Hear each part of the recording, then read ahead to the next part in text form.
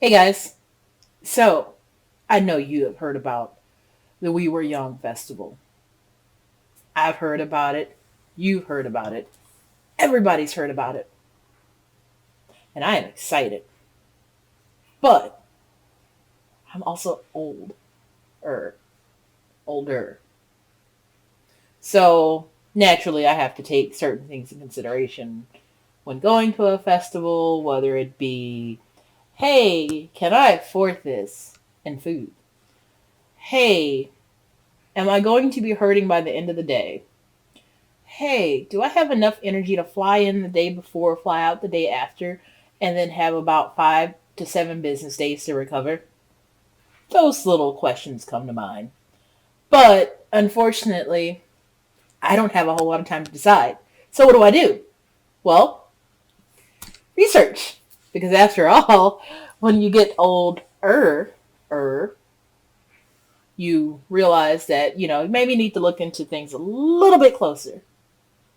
So, first of all, the real question that I have for you today is how about that lineup? Like, you got My Chemical Romance, you got Paramore, you got Bring Me the Horizon, and A Day to Remember. Everybody! Literally, it is an emo party, and I'm here for it. I'm gonna dig out my black lipstick and my eyeliner and probably some multicolor wig because I do actually have to function outside of festivals. Yeah, I know. It sucks being the target demographic for this festival. It really, really sucks because gotta take in consideration rent or mortgage, car note if you got one, potential medical bills, definitely student loans. We all got student loans. Well, not all of us, most of us. But I wanted to take a kind of quick look and see just the lineup and everything else.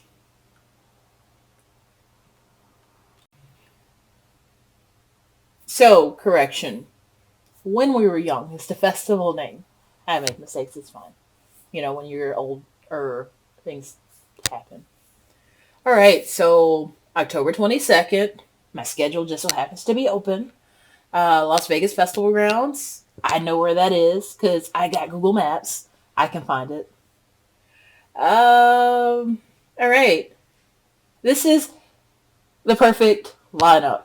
Like, it is so sexy. There is everything right about this lineup except one thing. Live Nation presents. Yeah, I'm bringing that up.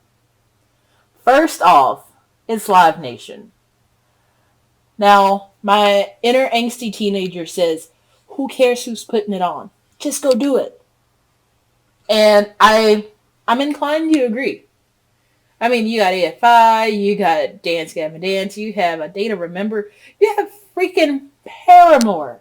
Who doesn't want to see Paramore? Seriously. And this is my entire playlist, or at least one of them on YouTube Music.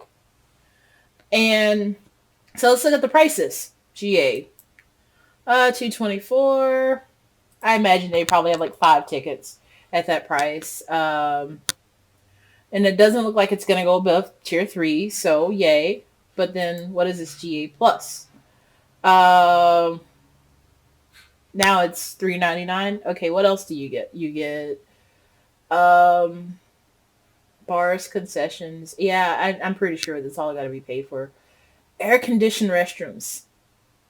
See, this is a problem because I'm gonna just get real with you for a second. I need my indoor plumbing. I love festivals. I do not like porta johns at all, whatsoever. But doesn't matter. What does matter is that we're still looking at what's available. We are going to CGA plus. All right, so I guess my price would be $400 because of air conditioned restrooms. Sorry, I can't roll with the hot poo in a plastic box. That's just not gonna work for me. Um, so then you're looking at VIP, only $100 more for tier one pricing. Okay, so you get a dedicated entry lane, whatever, charging station, don't need it, and or I mean you could go for the ultimate and get the VIP cabana, roped off viewing area. Who wants that? Who wants to be off? Else, okay. I'm going to be very honest and say probably me. I like festivals. I like getting down with people, but when I need a break, I actually do need a solid break. That's fine though. Hotel and ticket pack. Oh, hotel and ticket packages. Okay. So is this a based on lowest room, GA ticket, and max occupancy? So essentially, it it doesn't look like a bad deal, especially for the strip with all the resort fees and everything. But we're literally talking about a single day festival. Um, Here, let's just look at other stuff too. Okay, allowed and prohibited. Let's look at what's allowed first. Baby strollers. Yeah, no, don't need that. Binoculars. That's funny. Cameras, chapstick, and lip balm. Who made it a thing to specify chapstick and lip balm as approved? What? Unopened? I mean, are they worried that people are going to bring drugs into a festival in Las Vegas where weed is legal? Really? Really? Okay, so all right. I guess I should have kept reading. E-cigs and vape pens. Okay, so that takes care of the weed issue. Earplugs. Why do you have to allow earplugs? That should be no. I'm pretty sure that a lot of us that went to festivals and concerts at an earlier age probably don't really need earplugs because the hearing is probably diminished at this point. Not me though. My hearing is fine. Um, okay, so let's see. Poncho and rain jackets. Man, I was so worried that I couldn't get that into the festival. Um, all right, cool. No comfort therapy or emotional support animals. Again, not an issue. All right, let's see what is not allowed. No aerosol products. Well, we're not from the 80s, so, well, okay, most of us were born in the 80s, but none of us have actually used 80s hair products on our hair, so I think we're good there. No air horns or noisemakers. Again, it's not a sports thing. It is a freaking emo festival. If anything, there should be a quiet corner, a crying corner for those of us that are going to get super emotional when certain songs come on. But whatever. Um, no audio recording devices because things that you can hold in your hand sound so well when you put it online. No blankets or beach towels. Well, I mean, that's a given. It's not the beach, it's Vegas. And I'm pretty sure nobody's going to want to sit on concrete. Well, okay, some people might, but not me. Not me at all. All right. No drones? Check. No drugs or drug paraphernalia. Really? Really? Again, may I bring this up that you're in Vegas? Okay. Maybe they should specify. Maybe say no meth. I don't know. But there will be weed there, I'm sure.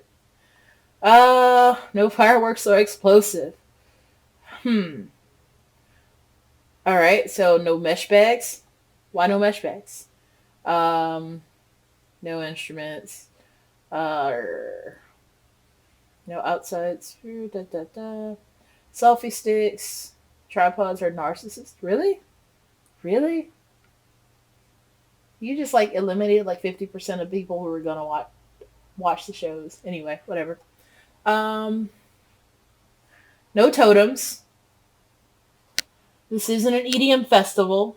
There will probably not be any totems. Let's see. No umbrellas or parasols. No walkie-talkies. No weapons of any kind. So what you're saying is I can't bring my hands. No, I'm just kidding. Um, okay. So far I don't see anything that. I guess I should read a little bit closer. Because I was wondering about hydration bags. Like, will there be an ability to have like a water fill station and things like that? 1 gallon clear plastic freezer bags. Why would I need that? Bags that are clear plastic, vinyl, or PVC. Why would I? Why would I want to bring in a plastic bag? Small clutch bags, approximately the size of a hand. I can't even fit my phone in a clutch. Barely. Barely.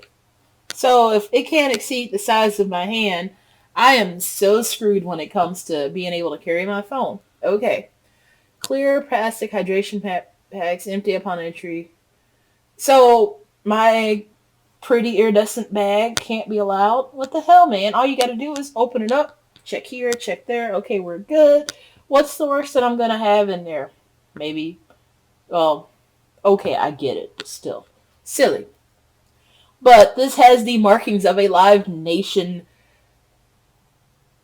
event, which I'm just not okay with. Like, I try my best to avoid Live Nation, Ticketmaster, or any of the. Well, no, they're just it because they got a freaking monopoly on this stuff. I don't even want to think about what the fees are going to be. Health and safety. This is very relevant to the people who you are targeting. You are targeting people that probably going to need some help with heat stroke or otherwise. So let's see. We want you to feel safe. Well, I mean, Live Nation's putting it on. And if we're going to just bring up safety, we can talk about Astroworld for a second. But I'm pretty sure nobody wants to have that conversation at Live Nation. But I do. In a minute, though. Okay. You voluntary, assume all realistic exposure, blah, blah, blah. I suppose we're going to be dealing with that in October. Whatever. Full body pat down. Ooh, don't get me excited. Let's see. Screening personnel of the same gender, blah, blah, blah. Screening of children. Why are they allowing children into this thing? Have they not learned from Astroworld? Yes, I brought that up again. I am going to bring it up every single time. If you see something, say something. Ooh. So I guess, in this case, snitches don't get stitches. Cool. Alright, so I guess that is it on that. But let's get back to this. First of all, there are some bands on there that hadn't toured in 20 years at least. Let me see if I can find one. Let's see. Oh, I'm sure there's a handful of them. But the one that I thought I saw, I think, well, no, it doesn't look like, I guess they're not on the list. I read somewhere that Kitty was on the list, and I'm like, but they're done, I thought. It's like, because, here, don't get me wrong. I would absolutely love to see Kitty. I would love to see every person on this lineup. But the reality is, I don't know if this is a thing. Now, they could have just invited every band that fell under the whole, like, emo umbrella and figured that they would just let these people filter themselves out as they have to deal with the plague type stuff and whatnot. Yeah, because I try not to say that C word. I don't want to get flagged or anything like that. But anything dealing with Live Nation is going to be kind of a crapshoot. But I'm assuming that you throw a bunch of noodles at the wall and just see which one sticks. So I guess that they're just figuring maybe they'll all show up, maybe they won't show up. And I'm pretty sure that a single day festival with all these bands are going to be kind of iffy. Iffy. But now let's circle back to Astroworld, because Live Nation has clearly not learned their lesson about it. So it makes me wonder if this whole thing is a cash grab. Because the tickets, as far as I can tell, and let's take a quick look, I don't think that the tickets are refundable. You can do a layaway plan. Let's see. All ticket sales are final, no refunds or exchanges. So are you telling me that I can't sell my spot to somebody else if I can't go? What if I get sick? What if I want to recoup some type of cost? What if I paid for flight, hotel, all this stuff. But you're telling me that it's non-refundable. Okay, whatever. I don't see anything about a ticket insurance or whatever. Tickets purchased through Front Gate. Yeah, Front Gate's another issue that I have. And I don't know if it's just because of staffing issues, but they are really, really, they're like either good or really bad. There's no real in between. I just want some plain Jane customer service. I don't need spicy customer service. I just need Mayo level customer service. And Frontgate, I don't know. There's a lot to unpack here. And oh yes, but Live Nation, they're getting sued, which rightfully so, they should be getting sued.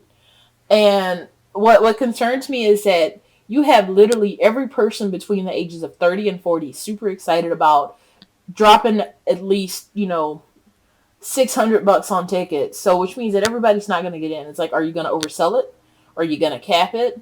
What is the limit here? Because from my understanding is that the fairgrounds are not, the venues are is not that big. So the concern is you have a bunch of people in a space in the middle of Vegas, and you have them filtering through. But then you have like 50 bands on your list, and it's like, are you sure you're going to be able to pull that off? Is this not going to be another safety issue? Or, because the thing is this. I'm going to age myself here for 2 seconds. I'm older. Older. Not old. Older. And I am at a point in my life where I would really, really prefer not to get trampled. It's like, have you seen insurance costs? Have you seen deductible costs? It's expensive being older. So, what safety guarantees are they giving to me about this? Because, quite frankly, they need to make the show 18 and up, preferably 21 and up, but I'll let the 18 and up have it. 18 and up. There needs to be no children there whatsoever. I'm sorry. I know that, a lot of us in that age range have kids. I don't. So that's not my particular issue.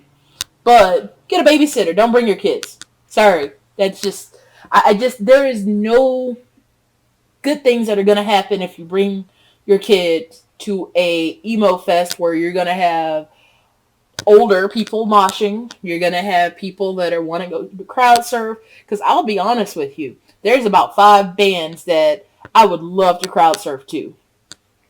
Just on this list. But then it's like when you have so many bands, by the time you get into the whole spirit of moshing or even crowd surfing, the band's going to be off.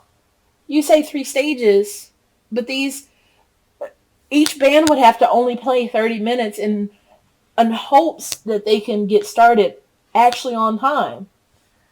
And I don't know what level of noise ordinance that Las Vegas has. I assume that they have a cutoff limit like every other major city. So at that point, are you really sure that this is a thing? And right now, people are saying that, oh, well, the bands don't know anything about it, or some of the bands don't.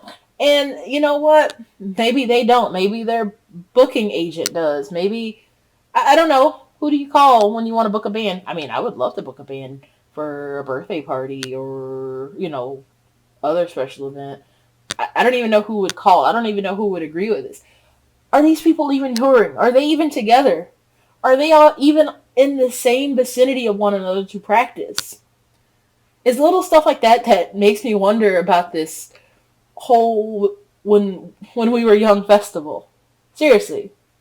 It's kind of like, and I can't believe I'm saying this. Yeah, I guess I am saying this. It's kind of like taking a band from the 70s or the 80s and saying, hey, do y'all all still know the words to these songs? Do y'all still know how to play these songs? Here, we're going to invite you to a festival.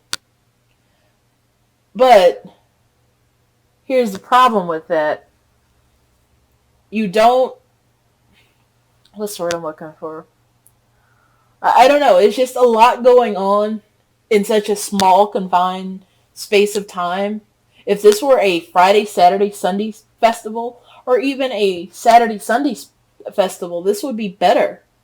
And then I could see all of these bands getting a chance to truly play like a 45-minute set. And your headliners, I'm sorry, but if I can't see My Chemical Romance play for an hour and a half, I don't want it. I don't want it at all. Paramore, you can't even get good tracks in 30 minutes. Maybe the headliners will play longer, but I'm sorry, you can't get into the really, really good stuff in under 30 minutes. And a lot of people, they're like, oh, well, this is like Warped Tour. You can run, run, run. And I ain't running nowhere. I am not running. I am not being out of breath. I am not sprinting. I am not doing anything that's going to cause me any type of health issues or injuries because I want to go to this festival. Do I want to go to this festival? Absolutely. I still want to go to this festival despite the fact that Live Nation, the harbinger of Astroworld, is hosting it, but I don't know if I should do it. I guess I got, a day to decide. And who's to say tickets won't sell out in like 5 seconds because of scalpers? Oh yeah, that's the other issue too. They got so many freaking scalpers and bots and all this other stuff. I'm not sure if they're going to be able to truly be prepared to actually sell the tickets to actual real people. What are your thoughts? Because I am very interested in hearing those.